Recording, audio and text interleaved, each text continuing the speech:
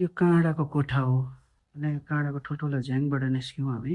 काँडाको घरलाई सम्झेर ल्याउँदाखेरि नि हामीले यसो विचार गरौँ कि जो व्यक्तिले त्यही बेसी जस नदिने मान्छे हुन्छ नि, जे कुरामा जस नदिने, घोच्ने, अर्कालाई बोल्ने, त्यो सबै काँडाहरू हो। काँडाको सन्तान हेर्नुहोस् यहाँ हो, यो पनि काँडाकै सन्तान हो, त्यो पनि काँडाकै सन्तान हो, काँडाकै सन्तान हो।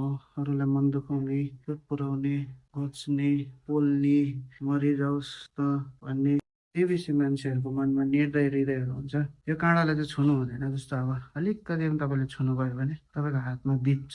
बेसी त्यसलाई निकाल्नु यति साह्रो गाह्रो पर्छ यो काँडालाई निकाल्नु। त्यो भएर चाहिँ यसलाई छुनु हुँदैन। त्यस्तै प्रकारले कुरोटे मान्छे, अर्काको आलोचना गर्ने, प्याचपुच भन्ने, अर्कालाई मन दुखाउने, अघि पछि नसोच्ने मान्छेहरूदेखि चाहिँ तपाईँ टाढै हुनुहोस्। हामी काँडा जस्तो मान्छेदेखि चाहिँ होसियार हुनुहोस् है। तर यो चाहिँ बेहोरासँग तुलना गरेको मान्छे चाहिँ काँडाको घर हो। अलग्गै राखिदिनुहोस् यहाँनिर।